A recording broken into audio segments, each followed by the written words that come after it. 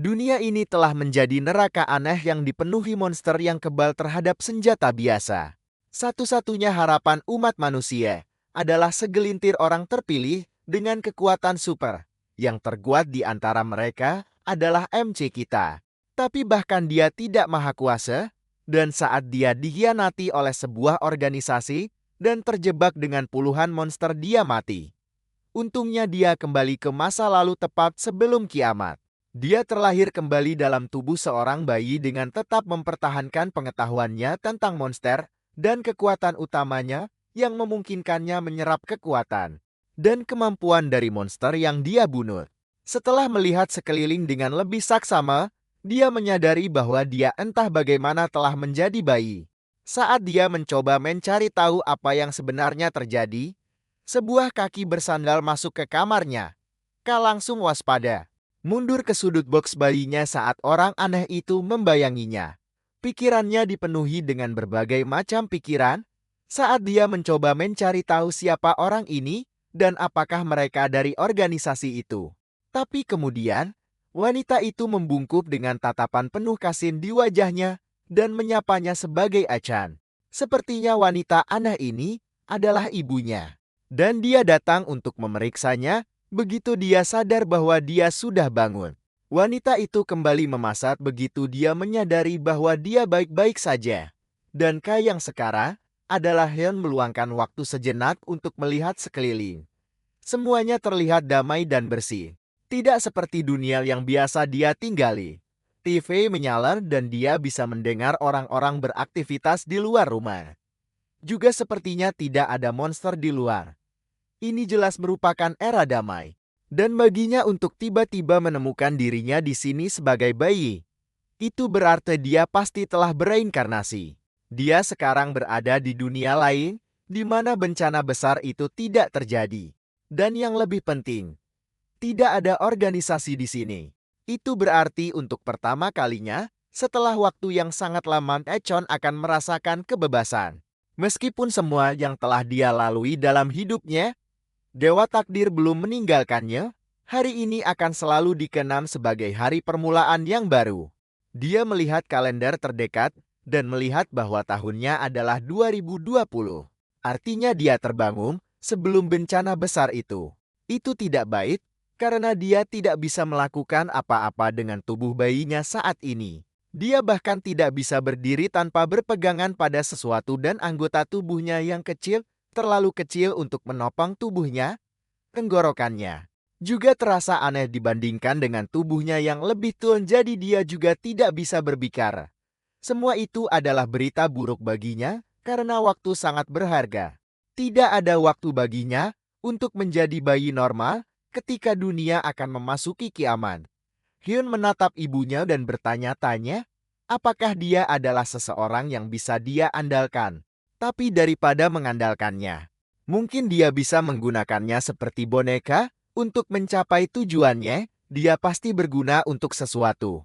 Meskipun dia tidak terlihat terlalu bisa diandalkan, dia satu-satunya orang dewasa yang bisa dia akses.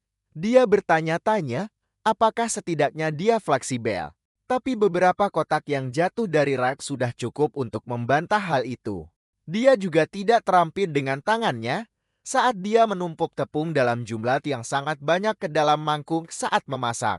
Dia juga tidak pandai memasak dan dia hampir membakar rumah saat mencoba membuat sarapan. Sudah jelas bahwa dia tidak bisa melakukan apa-apa. Tapi setidaknya dia berusaha sekuat tenaga untuk merawat bayinya, bahkan dengan rambutnya yang hangus karena api yang dia sebabkan sebelumnya. Rasanya sudah seperti akhir dunia, dan masa depan kehidupan barunya terlihat berat. Bel pintu berbunyi dan ibunya pergi untuk membukakan pintu dan menerima sebuah paket yang baru saja tiba. Sebelum membuka pintu dia harus mencari dompetnya untuk membayar biaya pengiriman. Saat ibunya pergi mencari dompetnya, Haechan mencoba mengingat kapan terakhir kali dia mendengar kata itu. Terakhir kali dia ingat mendengar tentang paket adalah ketika para kurir mengantarkan paket untuk bertemu banyak orang dan para kurir itu juga kebetulan terinfeksi. Dan itu berakhir menjadi situasi yang menakutkan. Saat dia mulai menyadari situasinya Apa arti sebenarnya dari pengiriman paket itu? Pintu perlahan terbuka, dan suara mengerikan datang dari sisi lain mendesaknya untuk mengambil paket itu saat pintu terbuka sepenuhnya seperti yang sudah Hai-chan duga.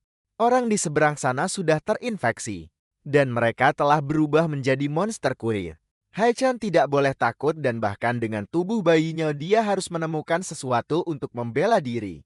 Satu-satunya yang tersedia baginya adalah botol bayi yang diberikan ibunya dan juga sebuah bantal. Dia mengambil bantal itu dan melemparkannya ke lantai. Tiba-tiba monster itu melancarkan serangan lurus ke arah kepalanya. Ledakan kuat itu menembus box bayi dan Hai-chan mengambil botolnya sebelum melarikan diri dengan cepat dari box bayi dan mendarat di atas bantal yang dia lempar ke lantai tadi. Tidak perlu dikatakan lagi bahwa jika sebuah ledakan seperti itu menyentuhnya maka dia pasti akan mati. Untungnya dia punya cukup pengalaman melawan monster dari kehidupan masa lalunya. Dan dari pengalaman itu dia tahu bahwa tidak mungkin dia bisa mengalahkan lawannya. Saat ini monster itu terlihat seperti monster yang diperkuat dan di atas itu tentakel di kepalanya terlihat lebih berbahaya. Tetapi hal lain yang dia tahu adalah bahwa monster kuat seperti ini sangat buruk dalam berbelok tajam. Dia melemparkan botolnya dengan ringan ke bawah monster itu dan monster itu tersandung saat bergegas ke arahnya, terbang di atas kepalanya dan menabrak jendela. Untuk pertama kalinya, Hai-chan benar-benar bersyukur atas semua pertempuran brutal yang dia lalui di kehidupan masa lalunya. Saat dia merayakan kemenangannya, sebuah ekor tumbuh dari punggungnya dan melesat keluar jendela mengejar monster itu. Ekor itu mencapai mayat yang tergeletak di jalan dan memakan inti monster itu seperti makhluk hidup. Hai-chan meraih ekor itu dan melihatnya saat ekor itu mengunyah inti monster. Dia akrab dengan itu karena ini adalah kemampuan yang dia miliki di kehidupan sebelumnya. Ekor Taoyi itu adalah kemampuan yang kuat, tetapi dia tidak tahu mengapa dia masih memilikinya bahkan setelah bereinkarnasi. Bencana besar akan terjadi 4 tahun di masa depan dan Hai-chan di kehidupan masa lalunya lahir 3 tahun. Setelah itu, dia tidak tahu apa yang sedang terjadi. Tapi dia sangat beruntung mendapatkan kemampuan ini. Entah dari mana di kehidupan masa lalunya, dia mendapatkan kemampuan itu setelah menyerap inti dari monster yang juga memiliki ekor Taoyi. Hal beruntung lainnya adalah semakin mudah seseorang mengaktifkan kekuatannya, maka akan semakin kuat jadinya. Untuk mengujinya, dia mengubah tangannya menjadi pisau tajam dan menggunakannya untuk menyerang box bayinya, membuatnya langsung bengkok. Di kehidupan masa lalunya dia bangkit sebagai kelas S ketika dia berusia 7 tahun. Tetapi karena dia memiliki kekuatan ini sebagai bayi, maka kali ini dia akan menjadi peringkat SXS legendaris. Ini adalah tiketnya menuju kekayaan, ketenaran, dan wanita cantik. Kalau begitu dia tidak perlu berlama-lama di rumah ini dan memainkan peran sebagai bayi yang tidak tahu apa-apa. Saat dia merangkak pergi untuk memulai hidup barunya, box bayi yang dia bengkokkan tadi mulai jatuh. Dan sasarannya tepat di atasnya. Hai-chan mencoba menyingkir tetapi tubuhnya menyerah dan dia tidak bisa bergerak. Box bayi logam itu akhirnya retak dan mulai jatuh ke samping. Dan hal terakhir yang dia lihat saat matanya tertutup adalah ibunya yang dengan putus asa bergegas ke sisinya saat box bayinya jatuh. Dia mengingat kehidupan masa lalunya dan tuannya yang kejam yang membuatnya melewati banyak cobaan mengerikan. Pria itu membuatnya melakukan hal-hal menjijikkan seperti memakan makanan anjing untuk bertahan hidup. Hal-hal seperti itu adalah untuk membuktikan bahwa dia benar-benar hanyalah anjing organisasi. Hai-chan menggertakkan giginya marah pada kenyataan bahwa dia disebut sebagai anjing organisasi. Dia bangun perlahan saat matahari mulai menyinari wajahnya. Sepertinya dia pingsan setelah mengalahkan monster itu. Dia perlahan bangkit dan melihat ibunya duduk di dekatnya sambil menulis di sebuah buku. Sepertinya ibunya berhasil menyelamatkannya. Tapi sekarang pertanyaannya adalah, mengapa dia pingsan? Sepertinya kekuatan kemampuannya terlalu besar untuk tubuhnya. Dia hanya menggunakannya selama 30 detik. Namun itu benar-benar membuatnya kelelahan dan membuatnya sama sekali tidak berdaya. Untuk saat ini dia harus menjadi lebih kuat, Jika ingin bisa menangani kekuatannya lagi, saat dia memikirkan hal itu, dia mendengar suara ibunya menangis. Dia melihat buku yang sedang dibaca ibunya, dan buku itu dipenuhi catatan tempan di halamannya. Ibunya menulis tentang bagaimana dia hampir kehilangan hartanya. Sepertinya dia sedang membicarakan dirinya. Ada juga memar yang parah di punggungnya. Dan kemungkinan besar dia mendapatkan memar itu karena melindunginya. Ibunya di kehidupan masa lalu pasti dengan senang hati akan menjualnya ke organisasi untuk keuntungan cepat. Namun wanita ini mempertaruhkan dirinya untuk melindunginya. Dia mengulurkan salah satu tangan mungilnya untuk menghiburnya. Dan begitu merasakan sentuhannya, ibunya langsung meraih dan memeluknya erat. Sepertinya wanita ini berbeda dari ibunya yang dulu, dan itu membuatnya memutuskan untuk tinggal bersamanya untuk sementara waktu. Meskipun begitu, waktunya tidak banyak dan dunia akan berubah dalam waktu kurang dari seminggu. Monster berikutnya seharusnya sudah dalam perjalanan, dan dia harus bisa bertarung lebih dari 30 detik jika ingin melindungi rumah barunya. Di luar apartemen mereka, seorang pembersih jendela menggigil kesakitan saat lendir biru merembes keluar dari mata, mulut, dan hidungnya. Lendir biru itu meluncur ke bawah dan masuk ke pipa pembuangan di bawahnya menuju ke suatu tempat yang spesifik. Saat Hai-chan sedang mempertimbangkan langkah selanjutnya, ibunya membawakan sesuatu untuknya yang ditutupi selimut merah. Dia membuka selimut itu untuk memperlihatkan seekor anjing di dalam kandang untuknya. Dia mendapatkan anjing itu dari tetangga mereka agar dia punya teman. Hai-chan mengingat anjing dari kehidupan masa lalunya. Itu adalah anjing kampung yang galak, dan dia tidak pernah berpikir akan melihatnya lagi di kehidupan ini. Selain itu, anjing itu terlalu besar untuk menjadi teman bermain bayi. Namun ini mungkin akan menjadi hal yang baik untuk Hai-chan. Ibunya mungkin sedikit ceroboh, tapi sepertinya terkadang dia bisa berguna juga. Jika dia melatih anjing itu dengan benar, maka anjing itu bisa menjadi sekutu yang kuat dan bahkan bisa tumbuh menjadi alat transportasi. Memiliki anjing besar mungkin tidak seburuk itu. Ibunya tersenyum melihat seringai kecil di wajahnya. Sepertinya dia membuat keputusan yang tepat, dan setidaknya itu membuatnya bahagia. Dia meninggalkan mereka berdua untuk bermain, sementara dia pergi untuk melakukan lebih banyak pekerjaan rumah. Hai-chan menatap anjing itu sambil bertanya-tanya apa yang akan dia lakukan dengannya. Untuk saat ini, dia harus memberinya makan terlebih dahulu. Dia memberi anjing itu sosis dari dapur dan memerintahkannya untuk makan. Jika dia memakannya, maka Hyun akan menjadi tuannya dan pelatihannya bisa dimulai. Meskipun si bayi berusaha membuat kontram dengan anjing itu, sepertinya anjing itu terlalu polos untuk mengerti apa yang mereka lakukan saat ia menunduk untuk mengambil sosisnya. Hyun menginjak kepalanya, menunjukkan perbedaan dinamika kekuatan di antara mereka. Namun, meskipun anjing itu tidak mengerti apa yang dikatakan si bayi, itu tidak berarti ia akan menoleransi perlakuan tidak sopan. Anjing itu meninju Hai-chan dengan dua cakar yang mendarat tepat di wajahnya, membuat si bayi terpental. Kemudian anjing itu berbalik untuk menikmati sosisnya dengan tenang. Tetapi si bayi tidak tinggal diam. Hai-chan melompat untuk menyerang anjing itu dengan teriakan perang yang keras. Dia menerkam anjing itu dan mereka berdua pun berkelahi, sementara sang ibu menertawakan tingkah mereka. Sepertinya mereka berdua sudah menjadi teman. Saat sedang memasak, dia menyadari bahwa tepungnya habis. Namun, saat dia menunduk untuk mencarinya, seekor monster slime biru muncul dari wastafel. Monster itu menjulang di atas anjing dan bayi yang sedang berkelahi, mengincar langsung wanita yang tidak sadar itu yang masih berusaha mencari tepung baru untuk memasak. Monster slime itu melayang ke udara dan mengincar langsung Ibu Achan. Anjing itu langsung beraksi dan bergegas menyerang monster itu. Sebelum monster itu bisa menyakitinya, anjing itu tiba tepat waktu untuk mendorongnya ke dalam lemari bawah wastafel.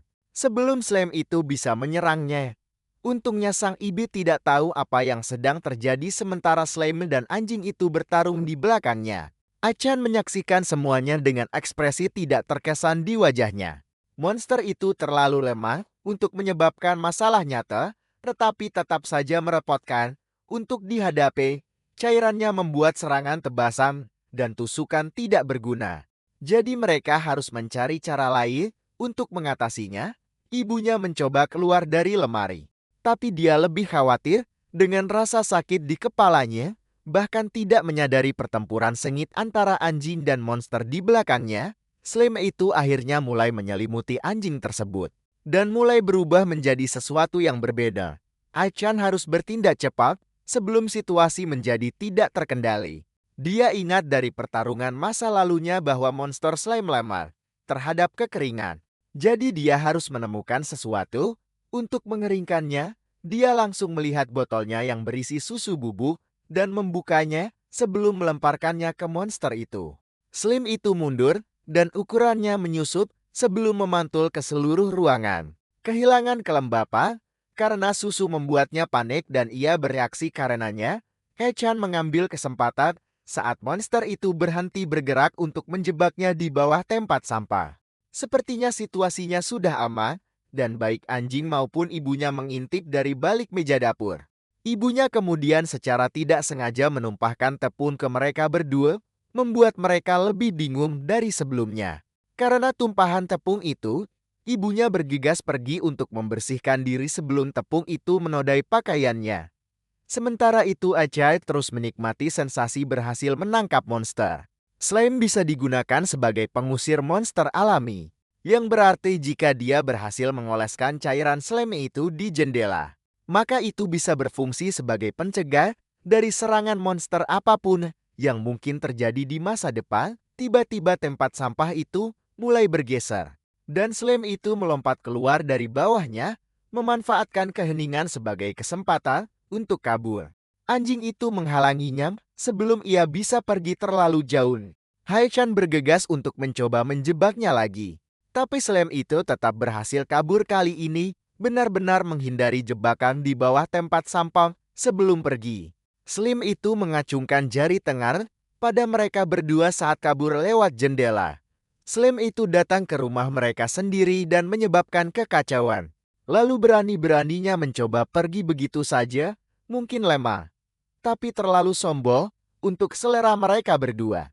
Dan itu membuat mereka terlalu marah untuk membiarkannya kabur dengan bebas. Haichan mengambil payung di dekatnya sebagai senjata dan naik ke atas anjing sebagai tunggangan yang terpercaya.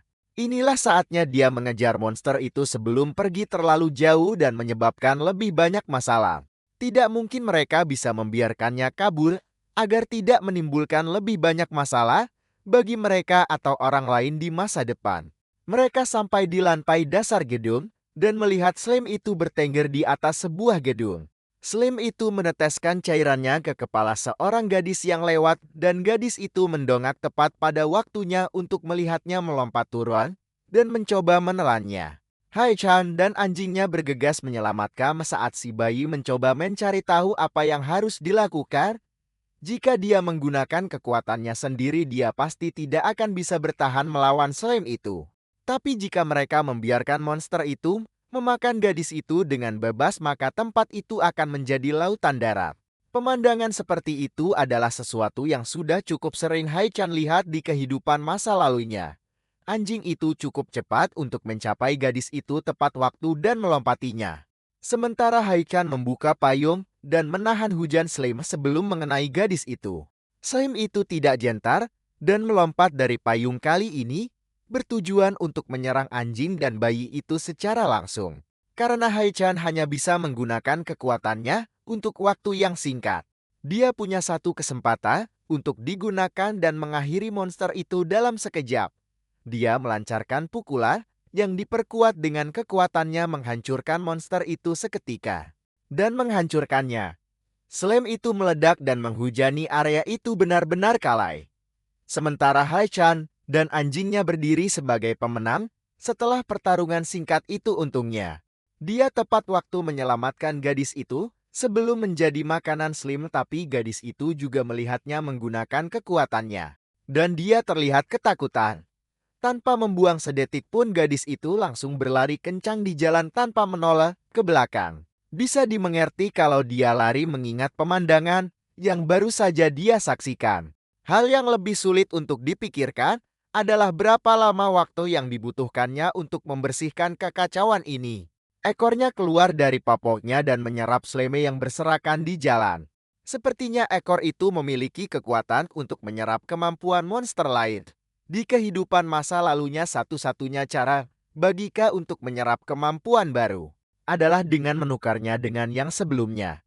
Namun sekarang ekor itu dengan cepat memakan semua cairan selime yang berserakan dan mengubah kekuatan itu menjadi miliknya. Dia menguji kekuatan itu dengan membentuk bola slime di tangannya. Dan sepertinya kedua kekuatan itu memang ada secara bersamaan. Di kehidupan masa lalunya Kay berusaha keras untuk memastikan dia sesedikit mungkin menukar kemampuan agar tidak tertangkap oleh organisasi. Itulah yang menjadi kejatuhannya pada akhirnya. Tapi itu tidak mengubah betapa anehnya ekor Tao Te entah bagaimana berevolusi dengan sendirinya. Kemungkinan besar itu karena usianya. Semakin muda usia seseorang, saat mereka mulai mengembangkan kemampuan, semakin kuat kekuatan kemampuan itu. Dan semakin cepat orang itu bisa beradaptasi dengannya.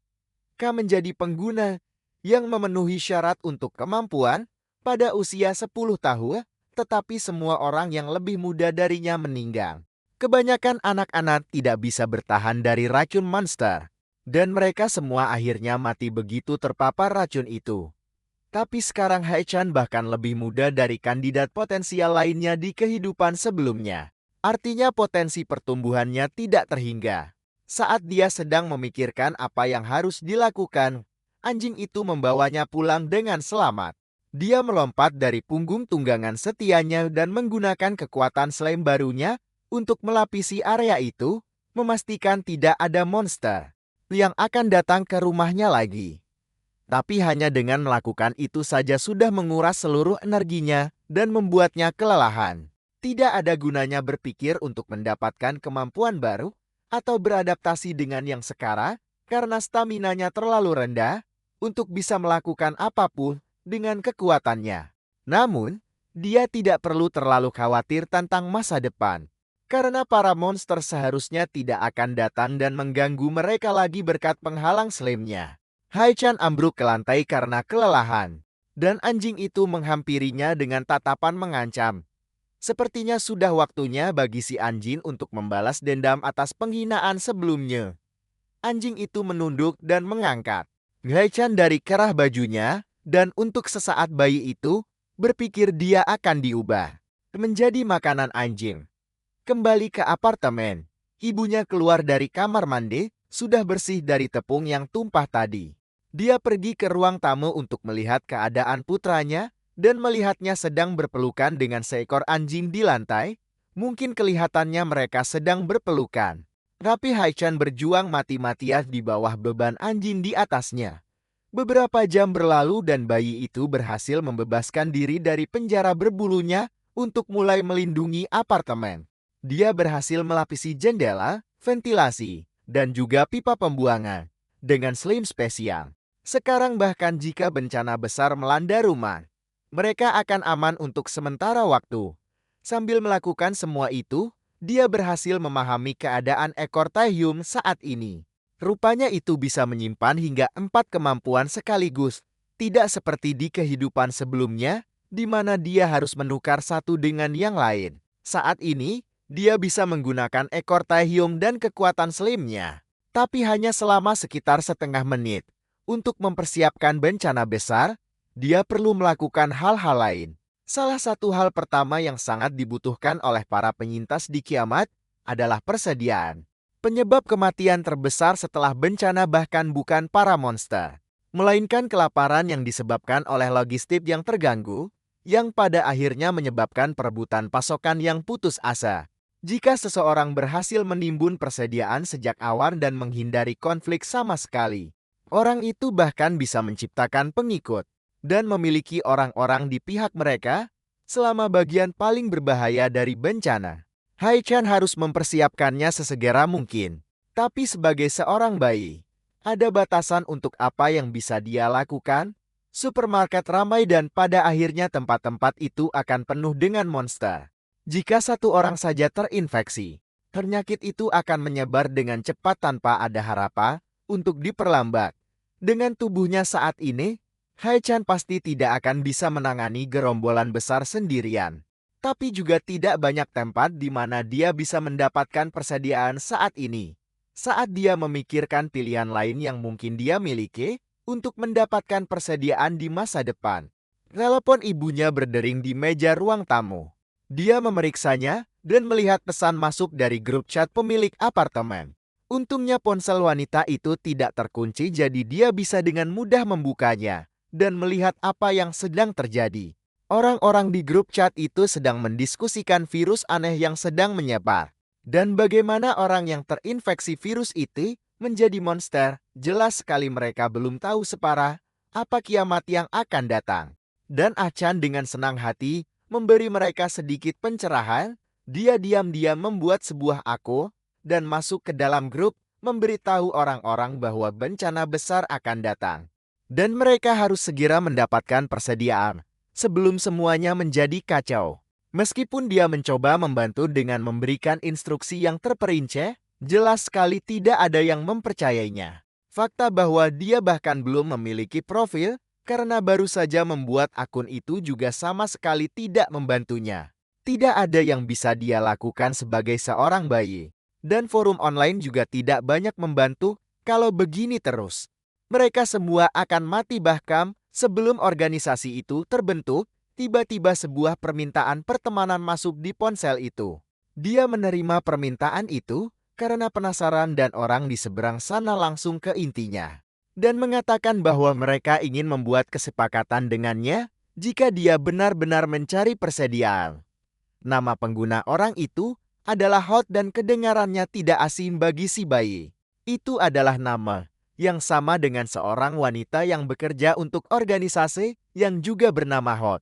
Tebakannya tepat sasaran dan orang di seberang layar adalah. Memang benar, itu adalah Hot yang dia pikirkan. Wanita itu bersantai di kursinya di sebuah ruangan yang penuh dengan komputer dan gawai sambil mengiriminya pesan. Sepertinya keadaan akan menjadi sangat menarik baginya, namun jelas sekali bahwa siapapun yang diajaknya bicara adalah orang yang sangat berhati-hati. Sebelum membuat kesepakatan apapun, orang itu ingin mendengar apa rencananya. Berbicara dengannya sudah sangat merepotkan, padahal mereka baru bertukar beberapa kata, jadi dia memutuskan untuk langsung memberinya proposal dengan harapan bisa mencapai kesepakatan. Dia menawarkan untuk memberinya semua persediaan yang dia inginkan, baik itu makanan, air, baju ziran, atau apapun yang mungkin mereka butuhkan. Satu-satunya hal yang akan dikenakan harga adalah informasi apapun yang dia butuhkan, yaitu seharga 100 juta yen. Tetapi bagi Hot, transportasi juga menjadi masalah. Jadi dia menawarkan untuk memberinya informasi yang dia butuhkan. Jika dia memberinya 20% dari persediaan yang dia kumpulkan. Jika dipikirkan secara logis, baik nada bicaranya maupun harga awal 100 juta yen terdengar lebih cocok untuk anak sekolahan. Tidak mungkin orang yang diajaknya bicara ini bukanlah Hot yang dia ingat dari organisasi itu. Dia terus menanggapinya. Bertanya langsung mengapa dia harus mempercayai perkataannya. Selain itu dia juga bertanya, mengapa dia harus menyetujui negosiasi ini. Hot bertanya, apakah dia lebih memilih menjadi musuh daripada menjadi sekutu? Dia lebih suka jika mereka akur daripada bertengkar atau saling tidak percaya. Si bayi pun setuju. Dan bertanya di mana tempat untuk mengambil persediaannya. Wanita itu memberitahu bahwa dia menaruh informasi itu di kotak surat di lantai dasar gedung apartemen tempatnya tinggal. Organisasi itu belum terbentuk, yang berarti Hot belum menjadi seorang eksekutif.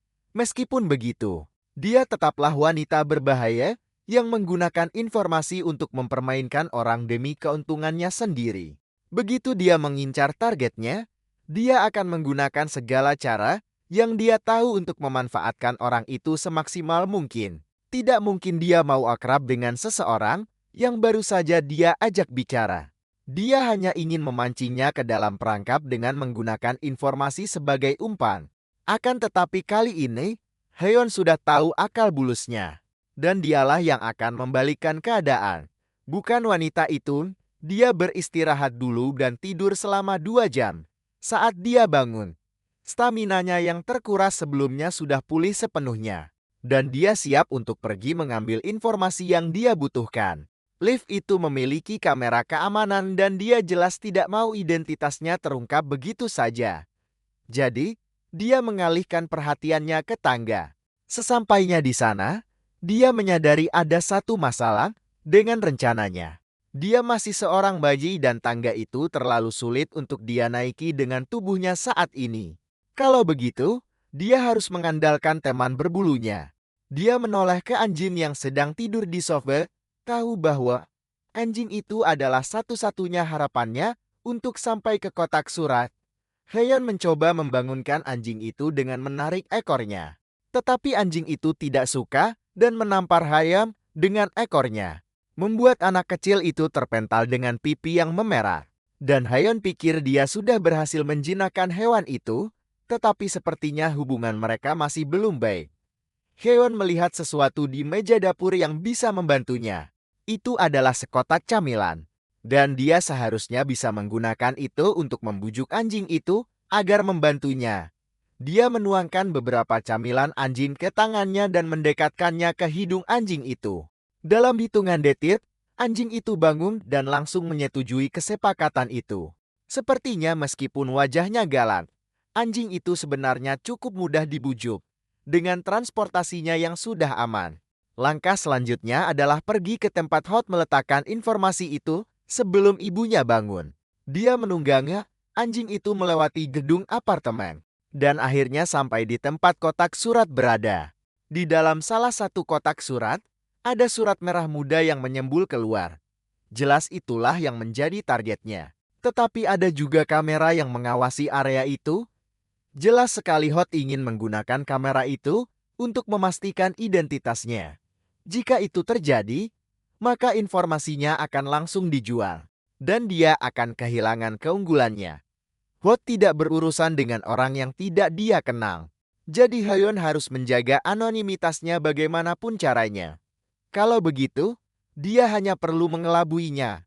Bayi itu mengaktifkan kekuatannya, merentangkan sulur-sulur merah tipis ke seluruh ruangan dan memindai sekeliling untuk mencari sesuatu yang mencurigakan.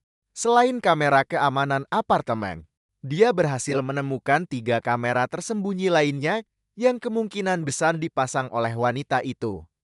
Jelas sekali dia sangat ingin mengungkap identitasnya. Ho tertawa di ruang komputernya dengan antusias menunggu untuk melihat orang bodoh macam apa yang akan jatuh ke dalam perangkapnya kali ini. Namun, tanpa ada seorang pun yang mendekati kotak surat, dia menerima konfirmasi dari orang yang dia ajak bicara bahwa orang itu sudah mengambil informasinya. Dia mati-matian memeriksa rekaman kamera, tetapi satu-satunya yang dia lihat di layar adalah seekor anjing yang berdiri diam di samping kotak surat. Dia tidak tahu bahwa di belakang anjing itu ada target kekesalannya yang diam-diam mencoba membaca surat itu tanpa sepengetahuannya. Dia berhasil menemukan di mana titik buta kamera dan menggunakan teman berbulunya untuk bersembunyi dan membaca surat itu secara diam-diam. Dia mengambil brosur dari kotak surat dan bergegas pergi tanpa terlihat. Brosur itu menunjukkan adanya diskon besar di supermarket sekitar area itu dan kemungkinan besar ke sanalah dia harus pergi. Saat dia membaca brosur itu, Hot dengan cemas membombardir ponselnya, memintanya untuk mengungkapkan siapa dirinya sebenarnya. Dan dia balas mengejeknya dengan mengatakan bahwa dia akan mengungkapkan identitasnya. Jika dia memberinya 100 juta yen, hal itu membuat Hot semakin marah, karena siapapun orang ini, mereka jelas-jelas meremehkannya. Dan dia ingin memastikan mereka menyesalinya. Dia mengaktifkan sistem pengawasan laba-laba yang bersembunyi di dalam saluran pembuangan dan memerintahkannya untuk memindai seluruh gedung. Perangkap yang terlihat seperti laba-laba itu dilengkapi dengan kamera, serta tahan debu, tahan air, dan tahan terhadap suhu, magnet, kecepatan tinggi, dan sengatan listrik. Laba-laba itu berjalan menuju Chan dan anjing itu. Tapi benda itu langsung diinjak oleh sepasang sandal berbulu yang turun dari tangga di belakang mereka. Hot berteriak kesakitan saat robotnya yang seharga 30 juta dolar hancur dalam hitungan detik. Orang yang bertanggung jawab menghancurkannya adalah ibunya sendiri. Dan dia turun untuk mencari mereka setelah tidak melihat mereka selama beberapa saat. Hot menangisi kehilangan perangkat laba-labanya. Tapi untungnya sepertinya, fungsi audionya masih berfungsi. Dia bisa mendengar suara seorang wanita di seberang sana. Dan kemudian, dia menyadari bahwa fungsi panggilannya juga berfungsi, yang berarti mereka juga seharusnya bisa mendengarnya. Dia mengambil mikrofon dan mencoba mengancam siapapun yang ada di seberang sana. Memperingatkan mereka bahwa mereka belum menang hanya karena berhasil menginjak laba-labanya. Sekarang setelah dia mendengar suara mereka, dia bisa mengungkap semua pesan dan masa lalu kelam mereka di seluruh internet. Dia terus mengejek mereka. Tapi siapapun yang ada di seberang sana tidak merespon. Sebaliknya mereka terus berbicara dengan orang lain, mengomentari bagaimana mereka memakai pakaian tipis dan bisa masuk angin. Saat itulah Hot menyadari bahwa orang di seberang sana tidak bisa mendengarnya. Dan ternyata dia berbicara sendiri selama ini.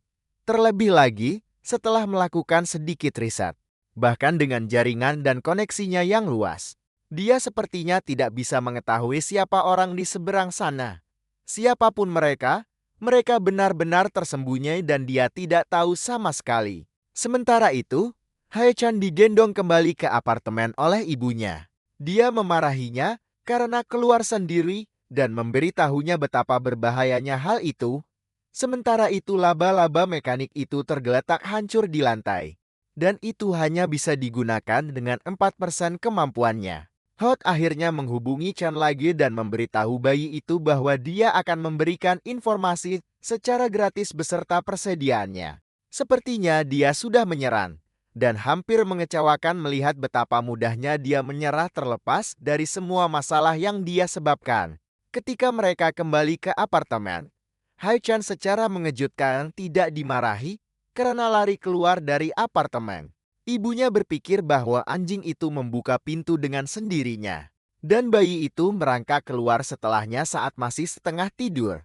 Karena itu, dia tidak akan bisa menggunakan anjing itu untuk sementara waktu. Dan anjing itu telah diikat untuk menghindari kejadian seperti ini lagi menurut Hot. Sebuah supermarket bergaya gudang akan segera buka yang artinya dia akan memberikan mereka persediaan dari inventaris yang dia curi dari orang lain. Untuknya melakukan itu dengan begitu rela, dia cukup murah hati terlepas dari segalanya. Jika dia akan mengumpulkan bahan-bahan, maka dia harus melakukannya lebih cepat, tetapi pertama-tama dia harus mencari cara untuk pergi ke supermarket itu. Dia meninggalkan sebuah brosur di atas meja agar ibunya melihatnya, tetapi ibunya bahkan tidak menyadarinya. Tidak mungkin dia bisa langsung memberitahunya tentang akhir dunia. Tetapi dia harus melakukan sesuatu saat dia mencoba mencari tahu apa yang harus dilakukan. Dia mendengar ibunya berbicara tentang bagaimana susu hanya tersisa untuk 5 hari lagi. Itu adalah kesempatan yang sempurna dan dia bisa menggunakannya untuk keuntungannya. Dia mendorong cangkir susu di atas meja dan kemudian berpura-pura masih tidur ketika ibunya datang untuk memeriksa suara itu. Ketika dia pergi untuk membersihkan susu itu, dia akhirnya memperhatikan brosur supermarket di atas meja. Dia mengambilnya dan mulai mempertimbangkan untuk memeriksanya dan semuanya berjalan sesuai dengan rencana Hae-chan.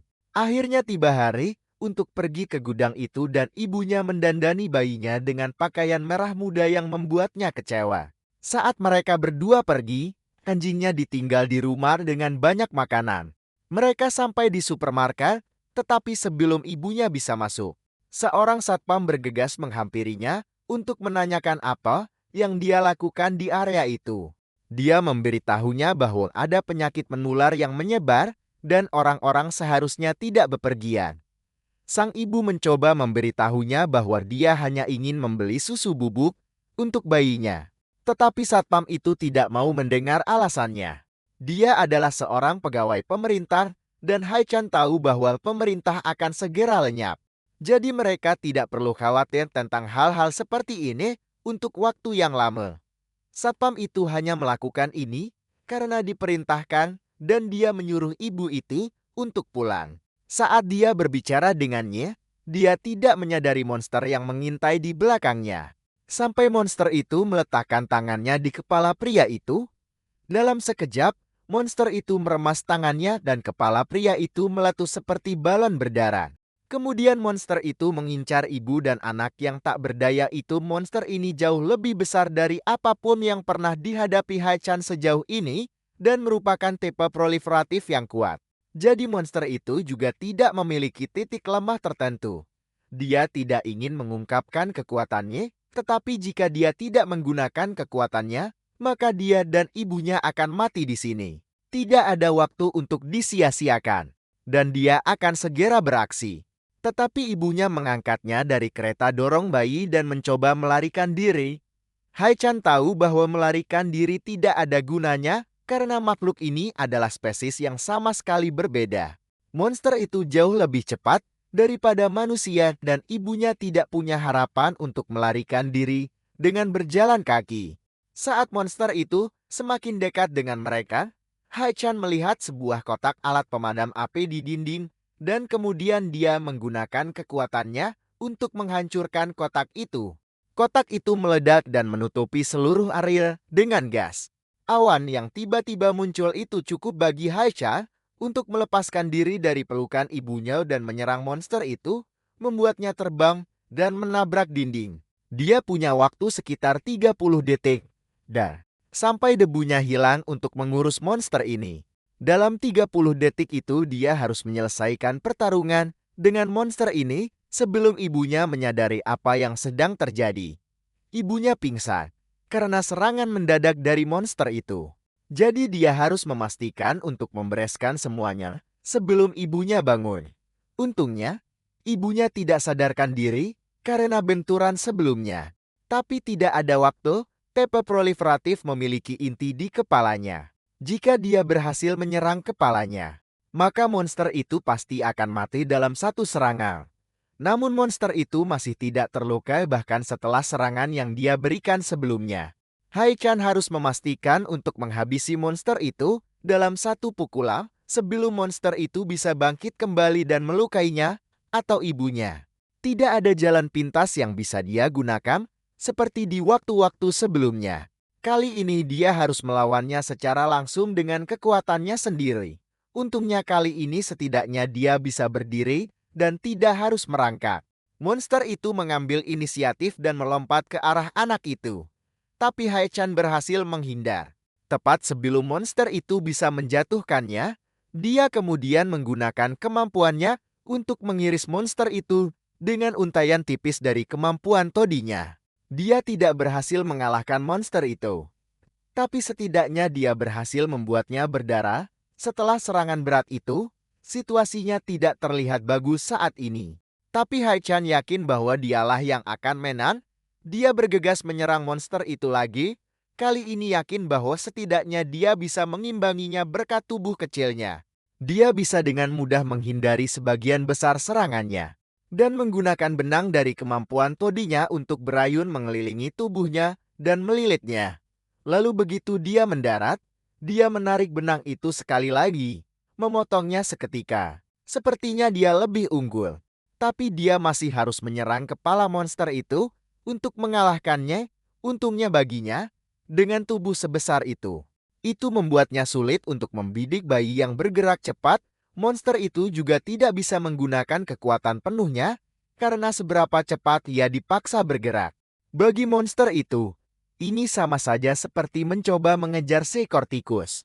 Pada akhirnya, Hai-chan berhasil berlari lebih cepat dan mengakali monster itu, membuatnya sangat kelelahan sampai hampir tidak bisa bergerak. Semua ini berkat pengalaman yang telah dia kumpulkan dari pertempuran di kehidupan sebelumnya hingga sekarang. Berkat serangan konsisten dari sang bayi, kekuatan monster itu telah sangat berkurang. Dan satu serangan lagi seharusnya cukup untuk menjatuhkannya. Meskipun begitu dia tidak boleh terlalu sombong. Dan meskipun monster itu telah sangat dilemahkan oleh serangan terus-menerus, ia menggunakan seluruh kekuatannya untuk mengambil salah satu duri dari punggungnya dan melemparkannya ke arah sang bayi dengan kekuatan yang luar biasa. Haichan cukup cepat untuk menghindari serangan itu. Tapi duri itu masih berhasil menggores dahinya dalam-dalam. Dia melompat menjauh, menjaga jarak yang cukup jauh antara dirinya dan monster itu sebelum monster itu bisa melancarkan serangan seperti itu lagi. Jika monster itu terus menyerang seperti itu, maka sang bayi tidak punya kesempatan untuk mendekat dan menghabisinya.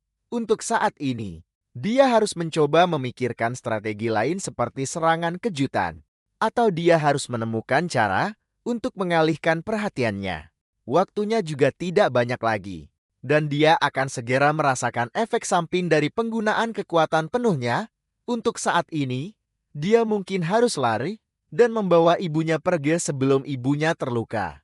Saat dia masih mencoba mencari tahu apa yang harus dilakukan, dia melihat ibunya yang kebingungan melihat sekeliling di lantai dasar. Sepertinya waktunya habis lebih cepat dari yang dia perkirakan, dan sekarang ibunya sudah bangun dan mati-matian mencarinya.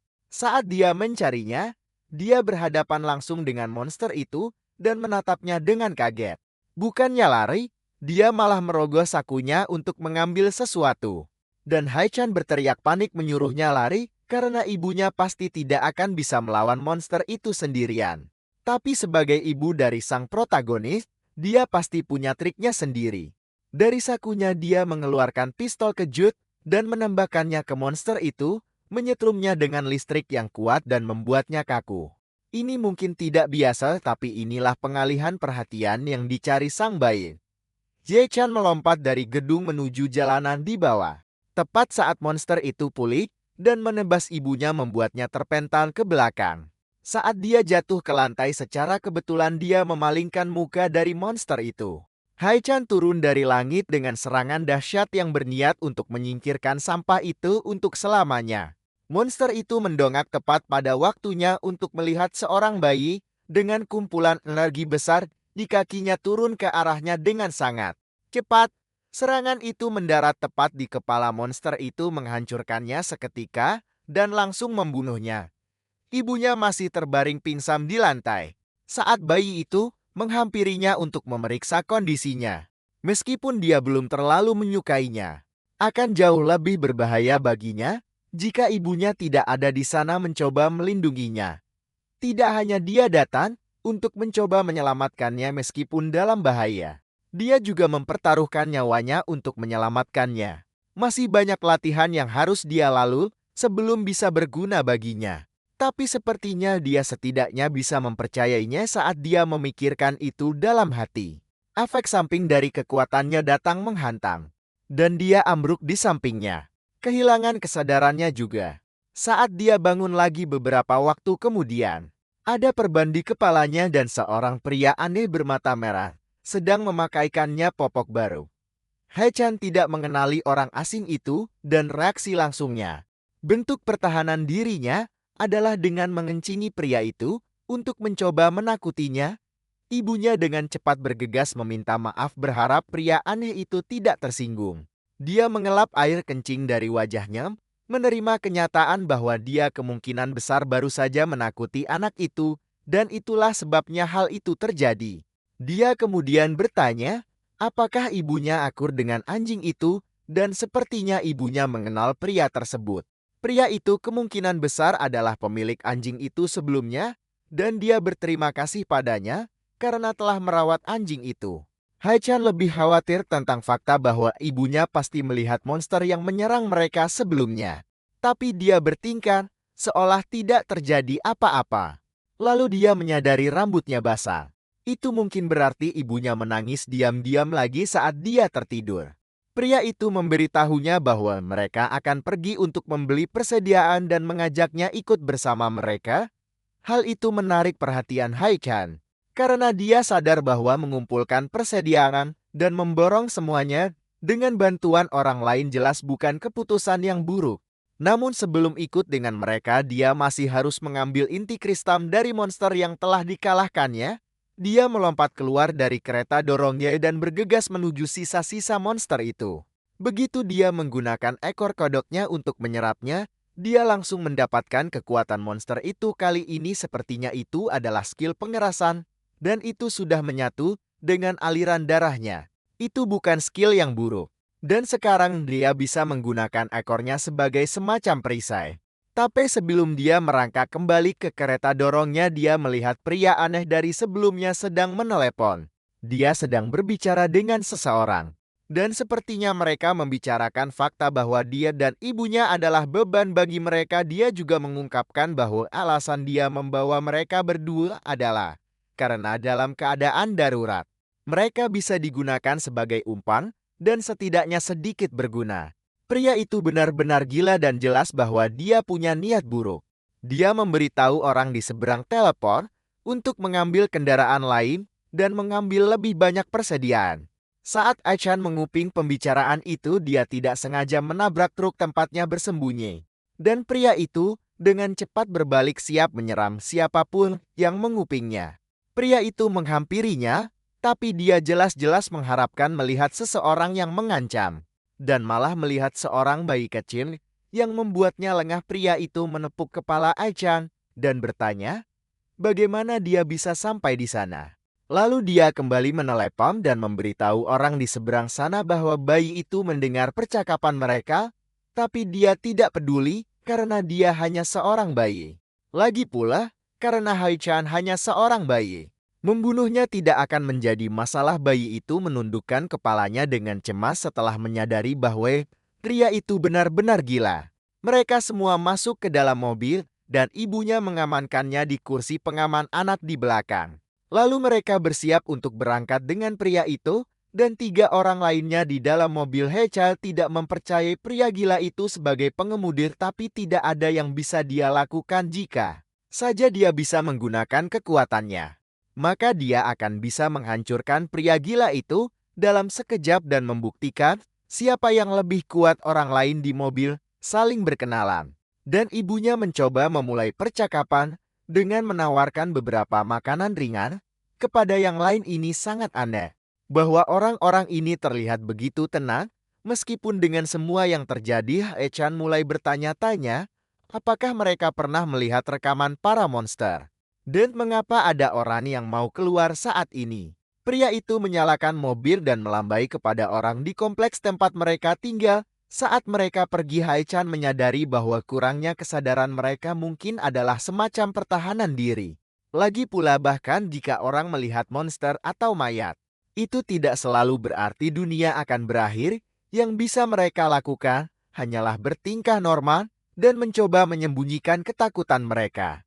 Saat mereka terus berkendara melewati kota, Nona Ling mengeluarkan sekotak sandwich untuk dibagikan kepada semua orang di mobil. Orang-orang di mobil semuanya adalah penghuni dari gedung apartemen tempat Achan dan ibunya tinggal. Ada ibunya Ling Yinyu, seorang penghuni kamar 502, lalu ada Denko, seorang penghuni kamar 103, dan akhirnya ada Ryu Kaisen, seorang penghuni kamar 104. Ibunya terus menawarkan makanan ringan kepada yang lain di dalam mobil saat mereka berkendara ke supermarket. Ryu Kaisen bertanya pada ibunya, bagaimana dia bisa membesarkan anak sendirian. Padahal itu sangat sulit. Lagi pula ibunya masih muda dan cantik, dan sepertinya ibunya juga tidak bekerja. Selain itu berbahaya juga pergi keluar membawa anak. Ibunya awalnya berpikir untuk meninggalkannya di rumah, tapi dia menyadari bahwa setiap kali Haichan ditinggal sendirian, dia mulai bertingkah gila. Setelah memikirkannya matang-matang, dia terpaksa membawanya. Haichan secara tidak sadar mencoba menyuruh ibunya berhenti bicara saat ibunya menghela napas sambil memikirkan semua kekacauan yang telah terjadi karena ulah anaknya selama beberapa hari terakhir. Salah satu pria di depan adalah Shin Minoru dari kamar 504.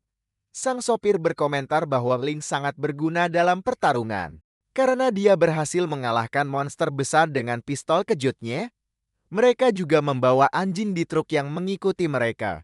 Jadi mereka punya kekuatan serang tambahan jika terjadi sesuatu. Ibu Haechan tidak ingat apa yang terjadi dan dia tidak sadar bahwa anaknya lah yang melakukan semua itu. Saat mereka terus berkendara melewati kota, sang sopir menyadari ada yang tidak beres. Seharusnya ada lebih banyak monster di sekitar sini, tapi tempat ini anehnya sepi. Tiba-tiba dia melihat seseorang berlari di jalan. Jelas-jelas sedang mencari bantuan. Saat dia berlari di jalan mencari tempat untuk bersembunyi, dinding bangunan di dekatnya hancur terbuka dan sebuah tangan meraihnya. Lalu dia tiba-tiba dikerumuni oleh beberapa monster sekaligus. Sang sopir menyuruh mereka untuk berpegangan erat. Saat dia mencoba mengemudikan mobil untuk menghindari tabrakan dengan para monster dan gadis itu, mobil dan truk itu melakukan drift untuk menghindari kerumunan kecil monster. Dan mereka berhasil melewatinya dengan selamat. Anjing itu menggonggong keras di kursi belakang saat para monster mengerumuni gadis itu dan menariknya ke tanah. Dia berteriak minta tolong saat para monster menindik dan menyerangnya. Hari ini benar-benar sibuk sejak Haechan dan ibunya meninggalkan rumah mereka. Mereka dikelilingi oleh monster dan Haechan mengambil waktu sejenak untuk menganalisis situasi mereka. Monster berkepala serangga yang mengelilingi mobil semuanya memiliki bekas sengatan di leher mereka. Pengendali semua monster itu pasti sejenis skateboard. Pengendali parasit adalah monster tipe parasit. Dan mereka memiliki kemampuan untuk mengubah manusia menjadi cyborg. Kekuatan mereka tidak seberapa secara individu, tapi dalam jumlah besar ceritanya berbeda. Dan selama sang pengendali masih berkeliaran, para monster cyborg akan terus berkembang biak. Hal terbaik yang bisa mereka lakukan adalah mencari cara untuk melarikan diri.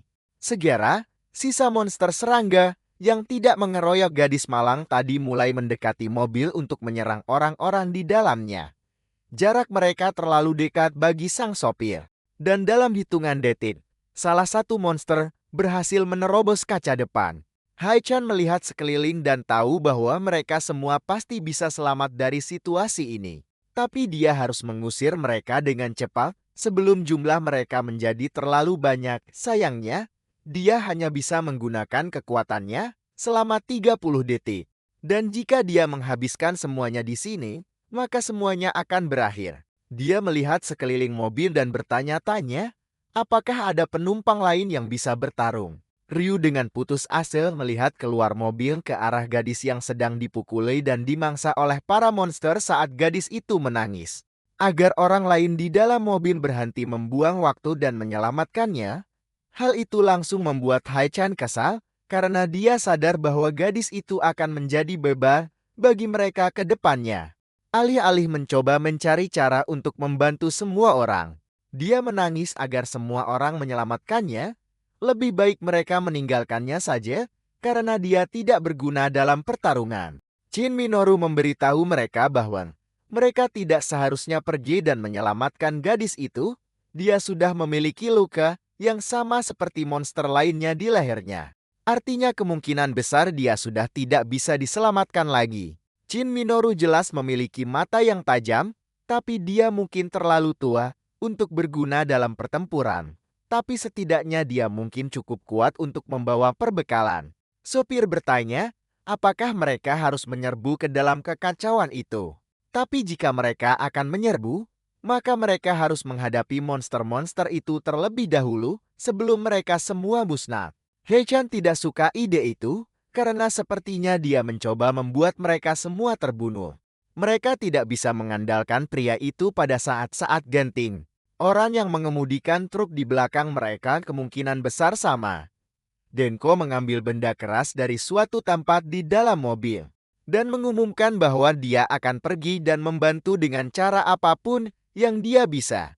Dia terlihat seperti pengecut, tapi dia mungkin juga tipe karakter yang tiba-tiba mengamuk. Dia mencoba mengatakan bahwa dia tidak takut, tapi jelas bahwa dia sama sekali tidak bisa diandalkan. Sepertinya tidak ada seorang pun di dalam mobil yang bisa mengalahkan monster yang mengelilingi mereka. Ibunya meraih ke dalam tasnya untuk mengambil pistol yang dia gunakan sebelumnya. Begitu dan mendengar bahwa ibunya akan keluar dengan pistolnya, dia memutuskan bahwa dia tidak perlu pergi lagi. Saat mereka semua sedang berbicara, sebuah benda tajam tiba-tiba menusuk ke dalam mobil, menembus lurus dada Dan. Lalu dia tiba-tiba terlempar keluar dari mobil seperti boneka kain. Kemudian cakar tajam menancap di sisi mobil, dan monster serangga yang berbeda menjulurkan kepalanya yang menakutkan ke dalam mobil dan langsung menusukkan cakarnya ke Ryu, membunuhnya seketika. Sepertinya ini adalah tubuh utama dari semua cyborg itu. Pasti monster itu bersembunyi di suatu tempat menunggu waktu yang tepat untuk menerkam.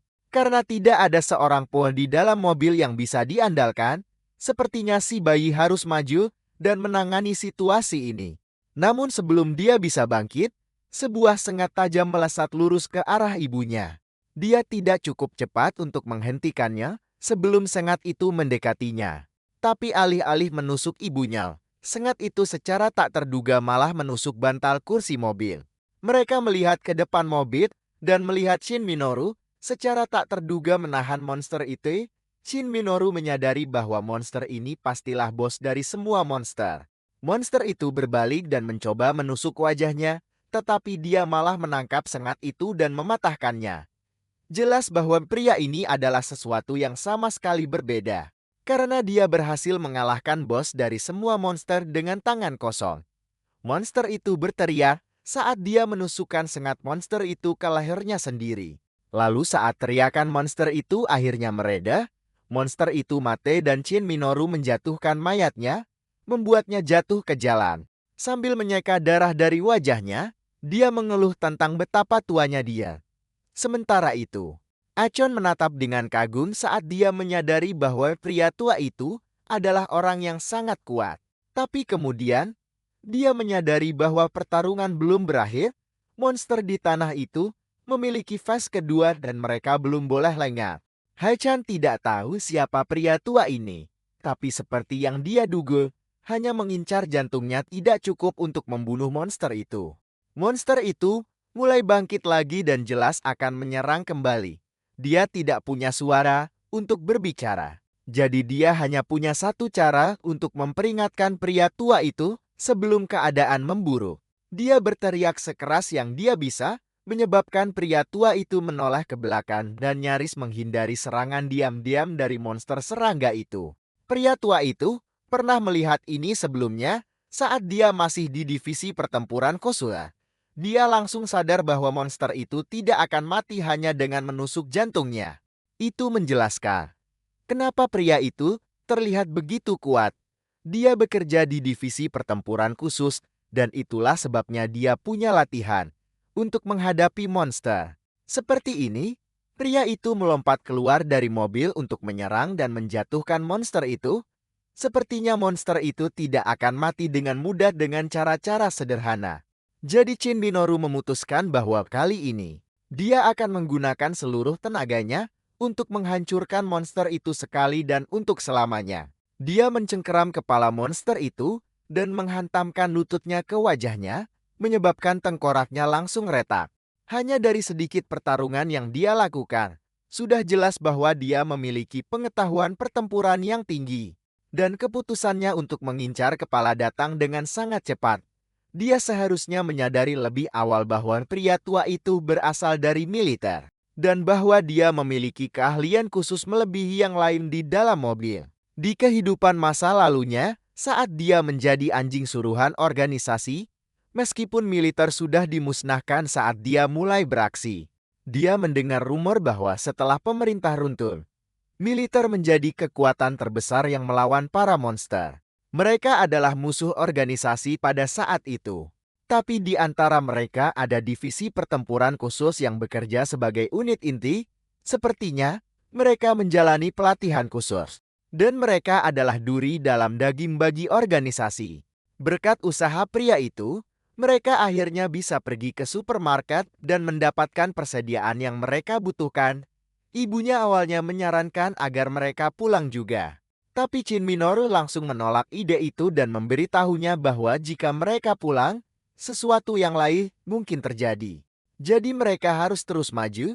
Sepertinya mereka akhirnya memiliki orang yang bisa diandalkan di tim mereka.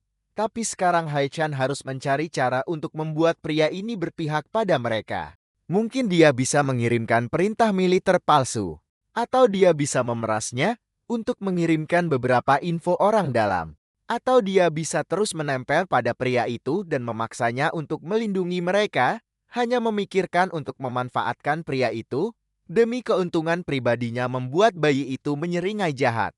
Saat dia sedang memikirkan apa yang harus dilakukan, pria itu menepuk kepalanya. Lalu dia memberitahu Nona Lin untuk tetap berada di dekatnya bersama Hai-chan agar dia bisa sedikit melindungi mereka. Dia langsung setuju dan berjanji tidak akan menjadi beban baginya dan akan mengikutinya dengan patuh. Dia mengatakan padanya untuk tidak berharap terlalu banyak darinya dan dia hanya ingin membantu mereka. Dia berterima kasih pada pria itu atas bantuannya sebelumnya dalam mengalahkan monster bos itu. Tapi pria itu menyuruhnya untuk tidak membahasnya. Lagi pula jika Hai-chan tidak menangis tadi, maka dia pasti sudah mati karena serangan monster itu. Lalu dia berkata pada bayi kecil itu bahwa semakin bodoh seseorang, semakin mereka menginginkan keuntungan. Itu hampir terdengar seolah-olah dia bisa membaca pikiran anak itu dan mengetahui pikiran egois yang dimilikinya sebelumnya. Hai-chan melipat tangannya dan memutuskan untuk menerima bantuan dari pria itu dengan damai. Tapi dia tahu bahwa kepribadian Shin Minoru pada akhirnya akan menjadi kejatuhannya. Mereka akhirnya sampai di supermarket yang mereka tuju sejak awal, tapi gerbangnya tertutup. Sepertinya ini hari libur mereka. Iklannya bilang kalau supermarketnya akan buka. Tapi tempat itu jelas-jelas tutup. John tahu kalau Hot adalah peretas ulung dan dia mungkin menutup supermarket dari jarak jauh. Tiba-tiba pintu terbuka dan sopir itu menjelaskan kepada mereka bahwa temannya membuka pintu dari jarak jauh dari tempat lain. Saat mengatakan itu dia tersenyum dan menunjukkan ponselnya, mengingatkan mereka untuk berterima kasih pada temannya nanti. Hal itu membuat Hai-chan curiga dan dia diam-diam mengambil ponsel ibunya dari tas untuk memeriksanya. Dia membuka pesan dan melihat bahwa Hot baru saja mengiriminya pesan. Memberitahukan kalau dia melihat mobil mereka di kamera keamanan dan membukakan gerbang untuk mereka. Itu menegaskan bahwa sopir itu pasti mengenal Hot. Itu membuat segalanya menjadi jauh lebih rumit baginya. Karena Hot dan sopir itu adalah orang-orang yang sangat mencurigakan baginya. Mereka akhirnya memasuki supermarket. Dan Hai-chan merasa lelah sekarang setelah mereka akhirnya sampai di tujuan. Supermarket itu sangat besar dan ada banyak persediaan di gudang. Tidak ada kamera di area itu juga. Jadi sepertinya si bayi tidak perlu khawatir akan ketahuan saat menggunakan kekuatannya. Lalu dia menyadari bahwa pria tua itu membawa rak senjata bersamanya. Itu sudah bisa diduga dari seorang mantan prajurit divisi tempur khusus. Tapi sekarang, setelah mereka berada di supermarket, pria yang telah memandu mereka selama ini tiba-tiba menghilang. Sepertinya juga tidak ada staf di supermarket. Jadi tidak ada cara bagi mereka untuk membeli atau membayar. Saat mereka mencoba mencari tahu apa yang harus mereka lakukan di gudang, mereka mendengar tepuk tangan dari tempat lain di gedung itu.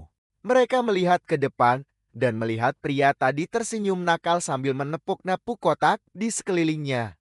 Lalu dia menyatakan bahwa semua yang ada di toko ini telah dibeli oleh organisasinya. Momen yang paling ditakuti Kak akhirnya menjadi kenyataan. Orang yang berdiri di depannya tidak lain adalah anggota organisasi itu. Bahkan anjing Kak tidak menyukainya dan mulai menggonggong dengan marah. Sopir itu akhirnya menunjukkan sifat aslinya. Dia mengaku bahwa dia hanya memanfaatkan mereka semua untuk mendapatkan akses ke supermarket.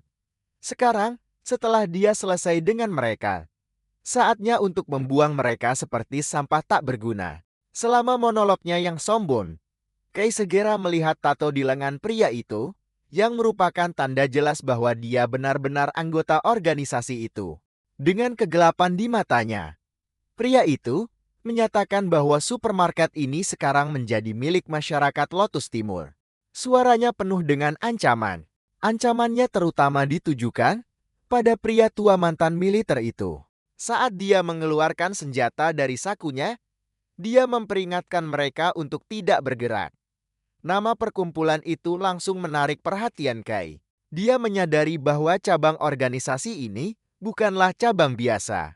Mereka adalah kelompok perintis yang bertanggung jawab untuk menegakkan proyek perburuan. Kelompok ini telah menyebarkan kejahatan mereka bahkan sebelum bencana dimulai. Itu pasti alasan mereka mengumpulkan persediaan. Karena mereka merasakan bencana yang akan datang. Sekarang kau mengerti mengapa dia punya firasat buruk tentang pria ini. Sesuatu yang dia rasakan dari nada bicaranya yang sombong. Tapi siapapun orang ini, Bayi K siap untuk menjatuhkannya. Sementara itu, Lin dan pria tua itu dengan cepat memahami gawatnya situasi dan menyadari para antek yang mengelilingi mereka. Tapi kakek itu sudah bersiap saat dia langsung mengambil sekop dan melemparkannya ke generator. Sekop itu menghantam dengan keras, menancap ke dalam mesin, yang bisa meledak kapan saja. Dan suara ledakan yang mungkin terjadi mulai bergema di seluruh area. Namun, si pengemudi tetap berdiri dengan tenang, sesuatu yang tidak luput dari perhatian kakek itu pada saat berikutnya. Pria itu menyeringai dan mengeluarkan remote untuk mengendalikan gerobak. Kakek itu sadar situasinya mulai di luar kendalinya. Dia melompat untuk menerjang si pengemudi, tetapi pada detik terakhir dia terlempar ke belakang oleh tumpukan kardus. Saat berikutnya kakek itu mendapati dirinya ditodong moncong pistol. Sambil tertawa kecil, anggota organisasi itu berkata bahwa dia tidak akan membiarkan seorang veteran militer lolos begitu saja. Dia kemudian memperingatkannya untuk tidak bergerak, tetapi tak disangka Lin melangkah maju dengan pistol di tangan dan memperingatkan pria itu untuk menjauh dari si kakek atau dia akan menembak. Dia menuntut untuk tahu motifnya. Pria itu, yang jelas terhibur, menyadari betapa luar biasanya lugu wanita itu karena tidak memahami situasi sampai sekarang. Dia bahkan bertanya, apakah wanita itu masih menganggapnya tidak bersalah. Setelah dia menembaknya, Lina, yang masih hidup di dunianya yang ceria, menawarkan untuk berbagi persediaan seolah-olah dia sedang mengadakan piknik. Dia benar-benar menertawakan kenaifannya, yang hampir mengesankan. Dia bertingkah seolah-olah dialah yang memegang kendali di sini.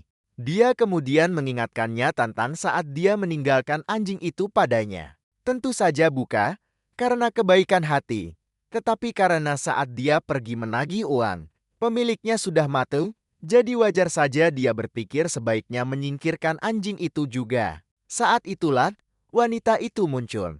Dan dia pikir akan menghibur melihat bagaimana wanita itu mengurus seekor anjing dewasa dan seorang bayi. Mengejutkan, semuanya berjalan baik saat itu.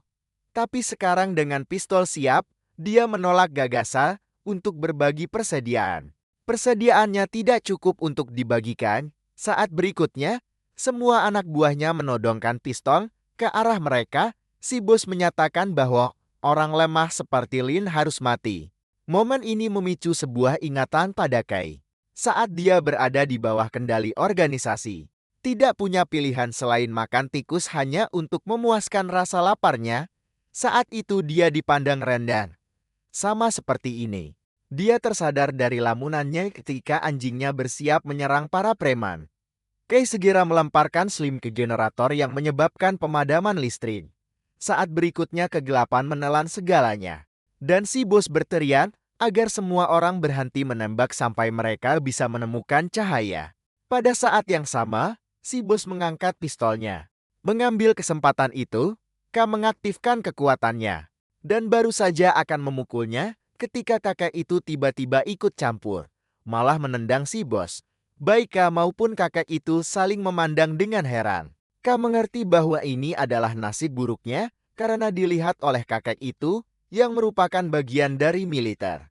Pada akhirnya, mereka mungkin akan menganggapnya monster dan ada kemungkinan besar dia akan dijadikan subjek penelitian karena kekuatannya seperti yang sudah diduga. Kakek itu memikirkan hal yang sama saat dia bertanya-tanya apakah K adalah monster. Tepat saat dia bersiap untuk menyerang si bayi, K segera melompat dan mendarat di rak atas, tepat di titik buta kakek itu. Kakek itu menyalakan senternya, Ka juga sudah berencana untuk menyalakan lampu. Tapi dia waspada terhadap kakek tua itu. Dia mencibir menyadari dia tidak punya pilihan lain sekarang selain mengalahkan kakek tua itu lebih dulu, namun rencananya terganggu oleh suara. Tiba-tiba, yang membuat semua orang waspada. Orang-orang melihat ke atas dan menemukan seekor Slime yang mengalihkan perhatian seluruh kelompok.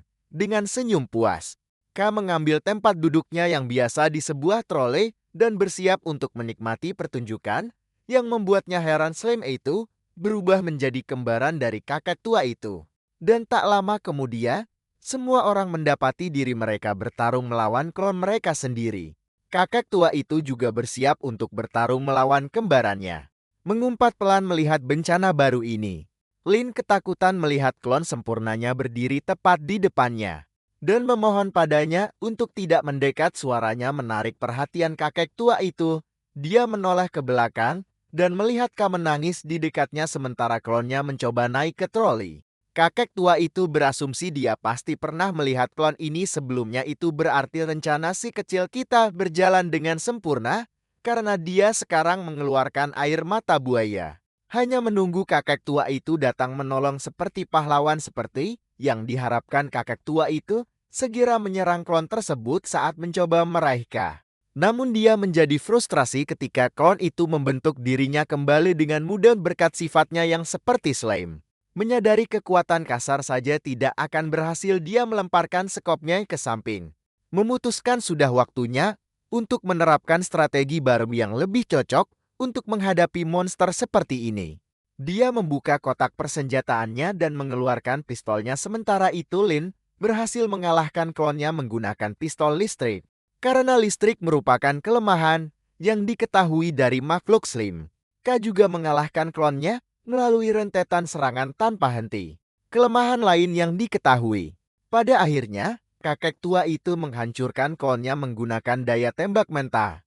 Tapi pertarungan belum berakhir. Klon Slime lain meluncurkan dirinya ke arah Lina. Tapi kakek tua itu menembaknya pada saat-saat terakhir. Namun makhluk itu masih hidup dan mencoba untuk pulih kembali. Tapi kakek tua itu terus menembak bertekad untuk menghabisinya. Dia mungkin belum membunuhnya sepenuhnya, tapi dia jelas telah memberikan kerusakan serius. Tapi pada saat yang sama bos juga bangkit kembali dan siap untuk menyerang. Saat kakek tua itu tetap sibuk melawan Slime, Ka mengumpat pelan karena frustrasi dengan situasi tersebut. Dia tidak bisa menggunakan kekuatannya secara terang-terangan, karena itu bisa membongkar rahasianya. Dia terkejut ketika bos tiba-tiba menangkapnya dan menjadikannya sandera sambil memperingatkan Linan dan kakek tua itu untuk menjatuhkan senjata mereka. Namun yang tidak disadari bos adalah dia baru saja membuat segalanya lebih mudah bagi anak cerdas kita. Ka diam-diam mengaktifkan kekuatan Slime-nya dan mengambil alih kendali salah satu anak buah bos. Anak buah itu kemudian membuka segel sebuah granat dan pada saat berikutnya, ledakan besar mengguncang area tersebut. Meskipun bos selamat dari ledakan itu, dia masih mencengkeram Ka. Namun Ka memanfaatkan kekacauan itu untuk keuntungannya saat dia melihat inti kristal tingkat pertama dan dengan cepat merebutnya dengan ekornya. Sebelum ada yang menyadari, bos yang sangat terguncang dan hampir terbunuh dalam ledakan itu bergegas masuk ke ruangan lain dan membanting pintu hingga tertutup di belakangnya dalam upaya putus asa untuk melindungi dirinya sendiri. Di dalam ruangan beberapa preman lagi sedang menunggu. Sang bos menyatakan sudah waktunya bergerak dan memerintahkan mereka untuk menyiapkan mobil karena mereka akan keluar dari sini. Para anak buahnya pun langsung mematuhinya. Pada saat itu juga, bocah kita menyadari sebuah tato lain. Tato itu terukir di sisi leher pria itu, mengungkapkan namanya. Sekarang semuanya menjadi sangat jelas bagi Kai. Orang ini tidak lain adalah bos sejati organisasi itu, Lee. Dialah yang mengubah hidup Ka menjadi neraka di kehidupan sebelumnya. Lee selalu mengenakan topen, itulah sebabnya Ka tidak pernah melihat wajahnya. Siapa sangka dia akan mendapat kesempatan untuk melihatnya sekarang. Terlebih lagi sebagai seorang bayi, tatapan bayi Ka begitu tajam, sehingga Lee benar-benar merasakannya dan bahkan memarahinya dengan kesal. Di saat berikutnya, kabut merah mulai memenuhi udara di sekitar mereka. Ini disebut debu crimson, sebuah fenomena berbahaya di dunia yang dipenuhi catalyst ini. Berbahaya bagi setiap manusia. Mereka yang bersentuhan dengannya akan mati atau bermutasi menjadi monster. Itu menjelaskan mengapa beberapa saat kemudian, beberapa anak buah Lee mulai berubah menjadi monster-monster mengerikan dan menyerang ke arah mereka. Tapi Lee, dengan sifat kejamnya yang biasa, memutuskan untuk menggunakan Kai sebagai umpan monster. Tanpa berpikir dua kali, dia melempar bayi itu ke dalam ruangan bersama para makhluk itu dan melarikan diri dari tempat itu, meninggalkannya. Kai seperti biasa, memahami rencananya dengan baik. Tapi dia siap untuk melepaskan kekuatan sejatinya bahkan dengan adanya saksi. Dia mengeluarkan inti dari sakunya dan mengaktifkannya. Di saat berikutnya, dia berubah menjadi seorang petarung dewasa yang siap bertarung. Monster yang sangat kuat itu menyerangnya. Tapi tentakelnya menahan serangan itu tanpa ragu-ragu. Sekarang setelah menyatu dengan inti kristal, kemampuannya mencapai tingkat yang baru. Begitu meningkat, sehingga monster-monster di sekitarnya hampir tidak terasa seperti makhluk fisik lagi. Makhluk lain mencoba menembakkan serangan laser dari matanya.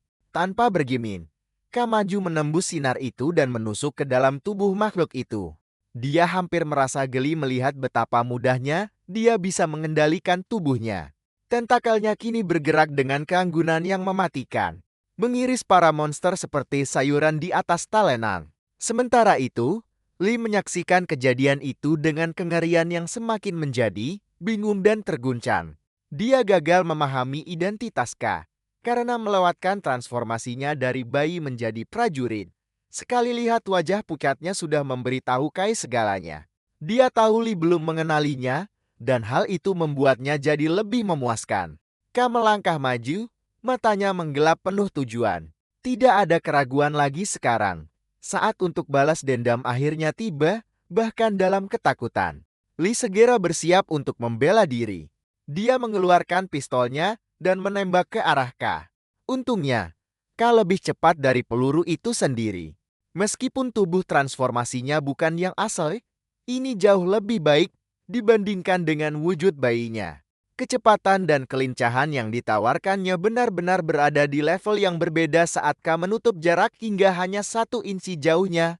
Lee mengira kalau dia pasti monster. Tapi Ka tidak memberinya kesempatan untuk berbicara. Dalam satu gerakan cepat dia melempar Lee ke seberang ruangan dan membantingnya ke sudut, sekarang sambil batuk darah. Lee menggumamkan sesuatu tentang sebuah cerita yang pernah dia dengar dari seseorang. Tapi sekarang melihat kalau itu benar, Ka sejenak bertanya-tanya siapa orang itu. Tapi dia tidak punya waktu untuk memikirkannya. Lee tiba-tiba mengeluarkan suntika dan menyuntikkan dirinya dengan obat aneh. Dalam sekejap tubuhnya mulai berubah secara mengerikan. Berubah menjadi wujud monster. Menyaksikan transformasi itu, Ka langsung menyadari kebenarannya. Bahwa jauh sebelum katalis besar, organisasi itu sudah bereksperimen dengan obat ini. Sebuah formula yang dirancang untuk mengubah manusia menjadi monster tanpa menghilangkan kewarasan mereka saat monster itu tumbuh membesar. Ka terlihat sangat ketakutan. Monster itu langsung menerjangnya dan meskipun dia nyaris tidak berhasil menahan serangan itu, dia dengan cepat membalas dengan tentakelnya. Tapi dari satu bentrokan itu dia menyadari lawannya bukanlah ancaman biasa. Monster itu melanjutkan serangannya tanpa henti. Menyerangnya dengan tentakel perak yang berhasil dihindari Ka dengan tipis. Hanya dengan mengamati gerakannya, Ka mengerti bahwa makhluk ini dimaksudkan untuk menjebaknya sejak awal. Rasa dingin merambat di punggungnya saat dia menyadari bahwa ini adalah monster yang sama yang membunuhnya di masa lalunya. Kehidupan. Tapi kali ini dia bukan orang yang sama lagi. Dia bukan lagi versi dirinya yang tidak berdaya itu. Dan dia tidak berniat mati oleh monster yang sama lagi. Dengan tekad yang baru, dia menghindari setiap serangan dengan fokus tajam dan energi yang menantang. Lalu tiba-tiba sebuah ledakan dahsyat meledak mengenai monster itu.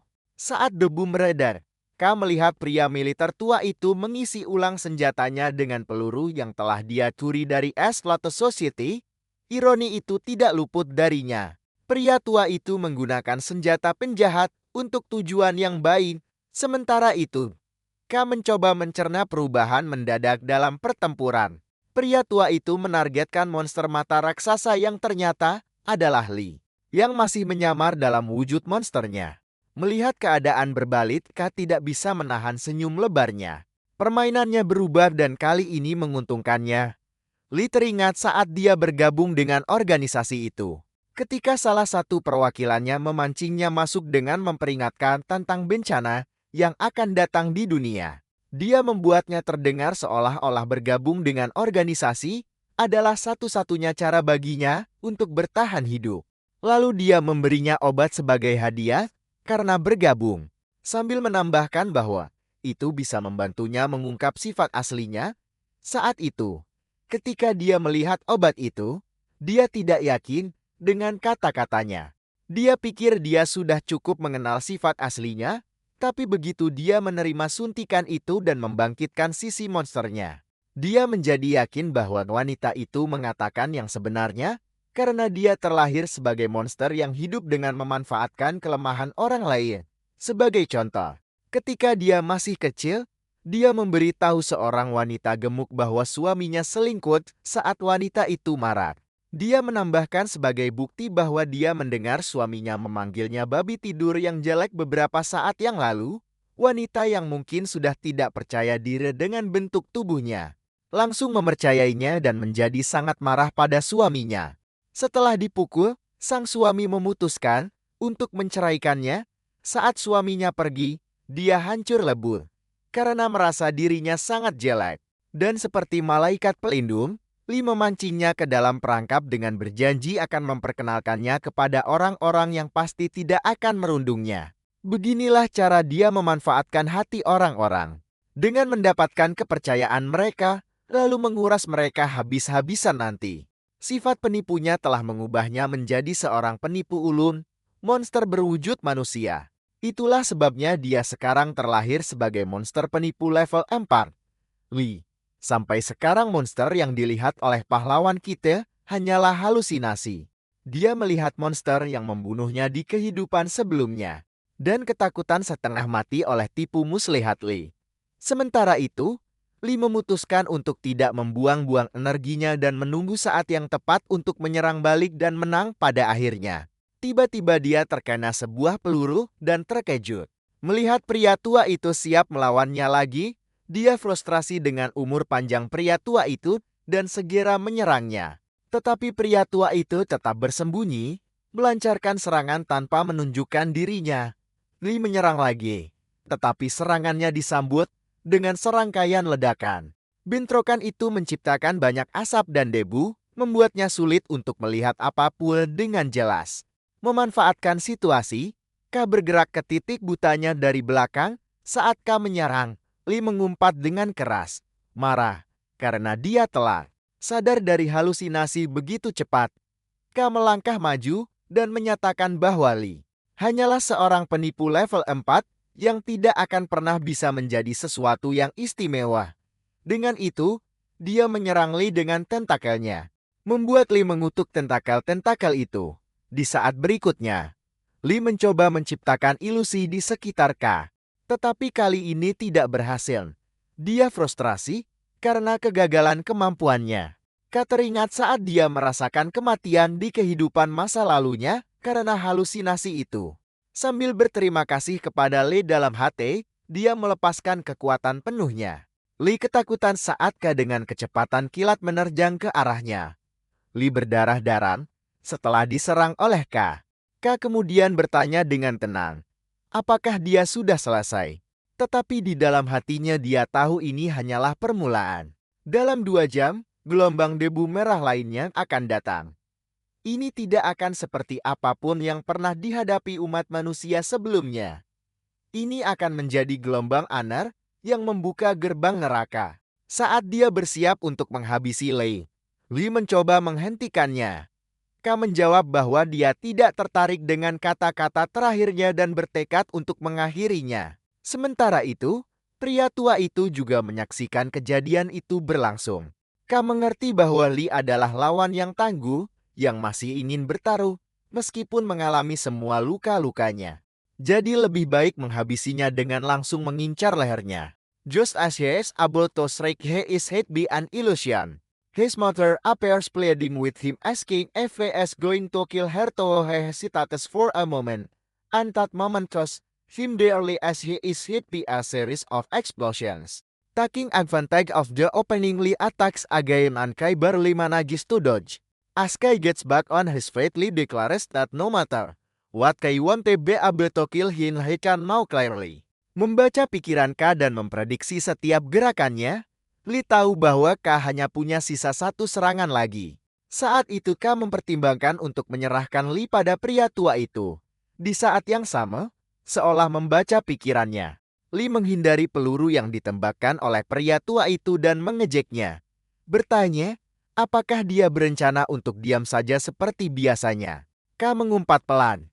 Menyadari terlambat bahwa senjata biasa tidak mempan pada monster level 4, Lee yang menjadi terlalu percaya diri yakin dia bisa membaca taktik pria tua itu. Dengan tawa mengancam dan pernyataan bahwa dirinya adalah makhluk ilahi, Lee menuju ke tempat pria tua itu bersembunyi. Tetapi begitu dia sampai di tempat itu, sebuah granat yang dipasang oleh pria tua itu meledak begitu Lee menginjaknya. Melihat Lee terluka, Ka memuji insting tajam pria tua itu. Lalu dia bertanya-tanya, kemana pria tua itu pergi, seolah menjawab. Pria tua itu muncul di belakang Lee dan hendak menyerang. Tetapi Lee menghindar di saat-saat terakhir. Lee bersiap untuk menyerang balik, tetapi Ka memanggil namanya untuk mengganggunya. Gangguan mendadak itu mengejutkan Lee yang menyeringai. Lee bertanya pada Ka apakah dia ingin tahu tentang masa depannya. Saat perhatiannya teralihkan sejenak, pria tua itu menembaknya. Tiba-tiba sebuah penglihatan menembus pikiran Lee saat dia melihat dirinya sendiri. Berhadapan dengan orang-orang lemah yang berada di bawahnya, Ka menunjukkan pada Lee sebuah masa depan, di mana dia selalu menjadi pecundang, selalu tidak berguna pada akhirnya. Ka memberitahunya bahwa inilah takdirnya. Marah, Lee memegangi kepalanya dan menyangkal klaim itu. Penglihatan lain muncul yang menunjukkan dia membungkuk di hadapan orang lain dengan sikap yang menyedihkan. Dia menolak untuk menerima masa depan ini.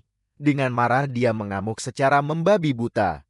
Tetapi pada akhirnya dia malah melukai dirinya sendiri. Saat berikutnya, mereka semua menatap tidak percaya saat Lee memenggal kepalanya sendiri. Menyaksikan kejadian itu, Ka menyeringai. Dia akhirnya berhasil menipu penipu terhebat sepanjang masa. Saat kepala Lee terbang dari tubuhnya, dia sekali lagi melihat sekilas ingatan Ka. Matanya membelalak ketakutan saat melihat monster yang berdiri di hadapannya. Saat berikutnya kepalanya yang terpenggal menghantam tanah. Dan dia berteriak agar Ka keluar dari pikirannya. Dia membentak Ka menyatakan bahwa inilah arti sebenarnya dari peringatan tentang bayi itu. Pria tua itu melirik Ka. Perhatiannya memuncak. Lee melanjutkan dengan suara tegang bahwa Ka adalah telur malapetaka. Mengejutkan Ka dan pria tua itu. Lee memperingatkan bahwa dengan memulai revolusi ini, Ka telah kehilangan semua kesempatan untuk hidup normal. Mulai sekarang organisasi akan memburunya tanpa henti.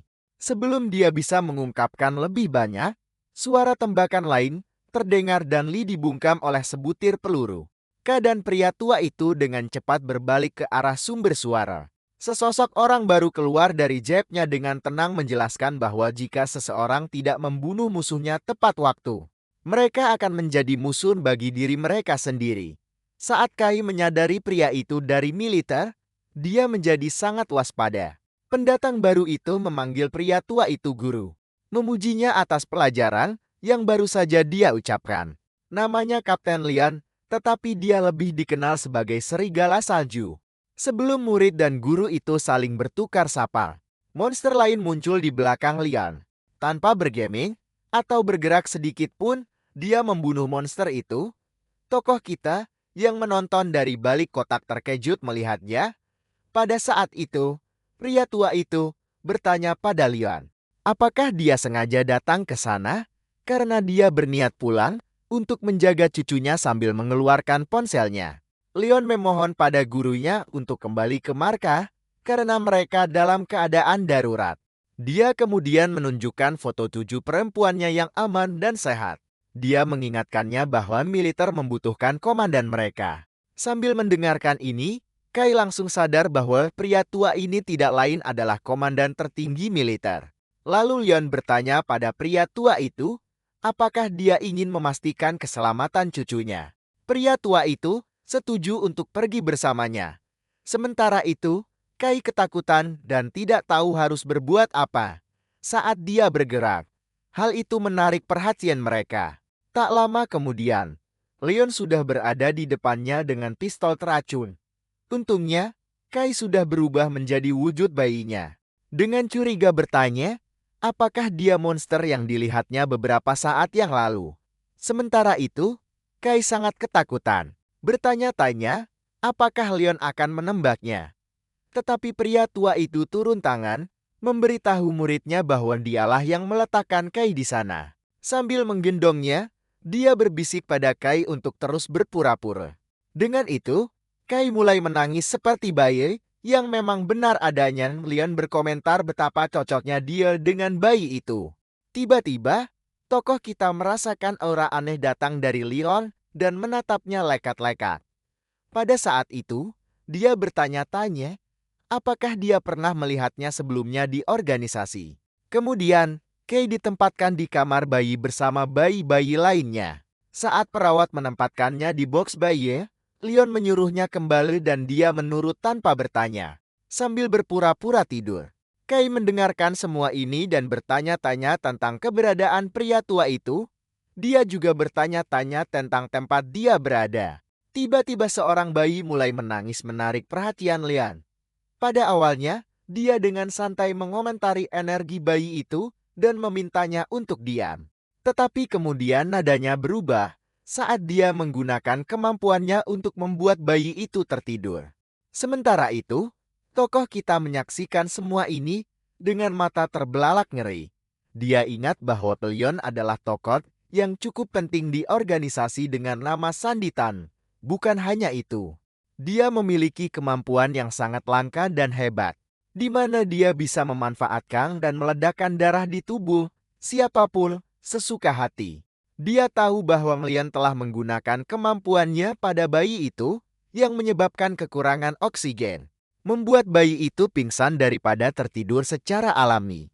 Dia adalah seseorang yang Kai tahu harus diwaspadai terutama setelah upaya sebelumnya untuk membunuhnya. Sekarang Leon bergerak menuju bayi kita. Sementara itu Kai sedang memikirkan kemampuannya sendiri. Yang telah dia bangkitkan terlalu dini mengingat organisasi baru saja dimulai. Dia bertanya-tanya, apakah dia sudah menjadi salah satu dari sedikit yang cocok untuk membangkitkan kekuatannya sebelum akhir zaman. Pada saat itu Leon memutuskan untuk memeriksa Kai dan menyuruhnya diam. Kai menahan napasnya sepanjang waktu. Begitu Leon menjauh, Kai menghela napas lega sebelum pergi. Leon berkomentar betapa menyenangkannya saat dia pergi. Kai melirik ke sekeliling untuk memastikan dia benar-benar sudah pergi. Kemudian, dia segera melompat berdiri. Dia mengingat Leon seorang penipu, seseorang yang bisa memanipulasi pikiran. Kai memiliki kemampuan seperti penyerapan tingkat dewa yang menciptakan penghalang di benaknya untuk melindungi pikirannya dari Leon. Sekarang untuk melindungi dirinya dari Leon. Dia mengatur aliran darahnya, memperlambatnya, dan membiarkan darah palsu itu terserap secara otomatis. Setelah mengamatinya, dia melihat ke sekeliling pada anak-anak lain dan bertanya-tanya apakah mereka juga telur bencana. Bukannya dia tidak akrab dengan istilah itu. Dia pernah mendengarnya di kehidupan masa lalunya, tetapi karena statusnya yang lebih rendah, saat itu dia tidak pernah memiliki akses ke informasi semacam itu. Namun, dia yakin Leon pasti tahu sesuatu tentang itu. Dia kemudian menganalisis situasi dengan militer yang telah disingkirkan di kehidupan masa lalunya oleh organisasi. Pikirannya beralih ke pria tua yang jelas tidak mempercayai Leon, karena dia ingin secara pribadi memeriksa cucunya. Dia juga bertanya-tanya tentang pemeriksaan yang dilakukan Leon padanya. Ada terlalu banyak pikiran yang berputar-putar di benaknya. Kemudian dia teringat ibu dan anjingnya, tetapi dia dengan cepat menepis pikiran itu. Dia tidak dalam situasi di mana dia bisa memikirkan orang lain. Saat ini yang perlu dia fokuskan hanyalah rencana pelariannya. Dia mencoba membuka pintu dengan kemampuannya, tetapi dia tidak bisa menggunakannya. Dia teringat inti kristal yang dia peroleh sebelumnya, yang dia gunakan untuk menggabungkan kemampuan yang disebut bayangan kegelapan. Tetapi selama proses fuse dia tidak bisa menggunakan banyak kemampuannya.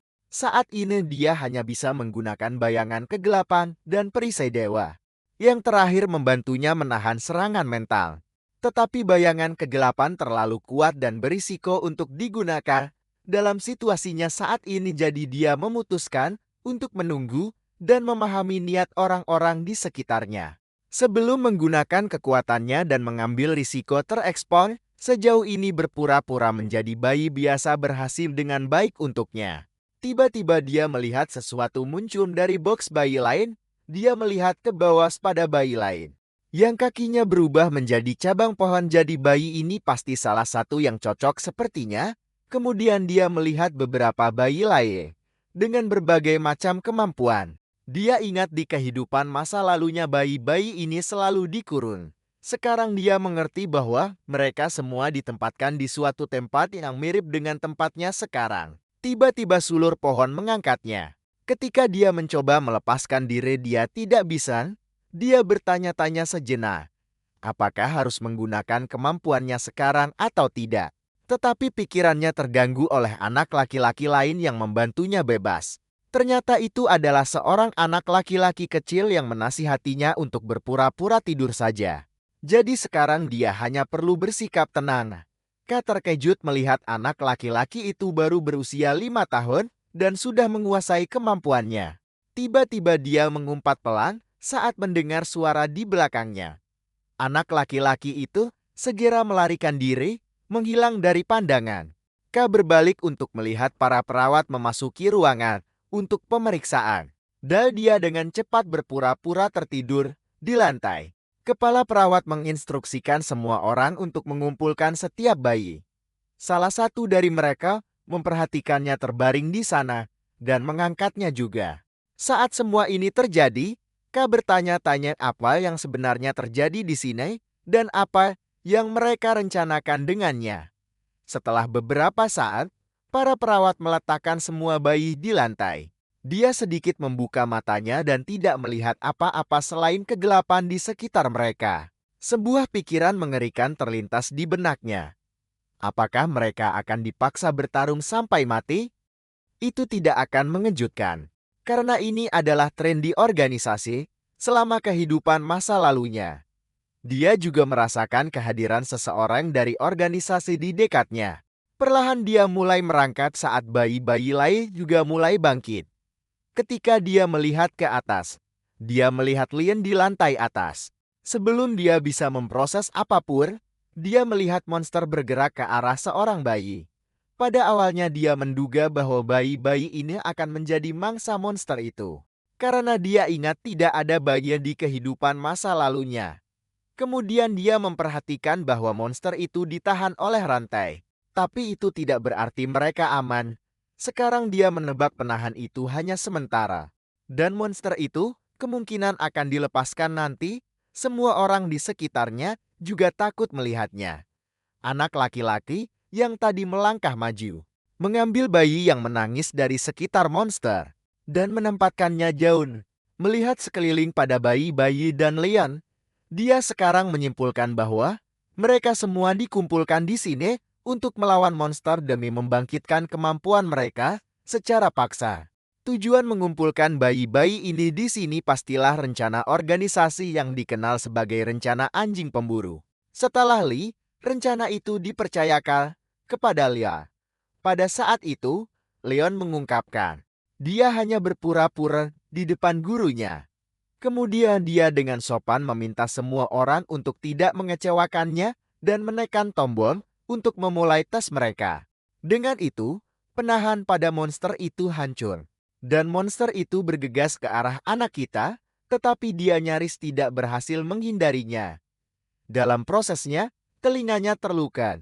Dia melihat monster itu yang mungkin tingkat 2. Dia yakin bahwa dia bisa mengalahkannya. Tapi dia tidak begitu yakin dengan yang lain. Dia melihat sekeliling pada yang lain yang ketakutan setengah mati. Salah satu balita mulai menangis, menarik perhatian monster itu. Sekarang monster itu bergerak ke arah bayi itu. Tetapi gadis di samping balita itu ketakutan, dan dengan itu kemampuan cabang pohonnya aktif. Beberapa sulur melilit monster itu. K memberi gadis itu acungan jempol dan berharap dia bisa bertahan. Pada saat itu, Leon juga memperhatikan kemampuannya, yang diidentifikasi sebagai tipe sulur. Dia memujinya, mengatakan bahwa itu kemampuan yang bagus, terutama mengingat itu hanya pada tingkat pertama. Perhatiannya kemudian beralih pada pemuda kita yang belum menunjukkan kemampuan apapun, tapi dia tetap yakin K pastilah seorang pengguna kemampuan. Dalam pikirannya dia yakin K pasti akan mengaktifkan kekuatannya begitu terdesak ke kondisi ekstrem, kemudian monster itu melepaskan diri dari sulur-sulur dan bersiap-siap untuk melepaskan kekuatan penuhnya. Kaye terkejut melihat betapa gawatnya situasi yang terjadi di depan matanya.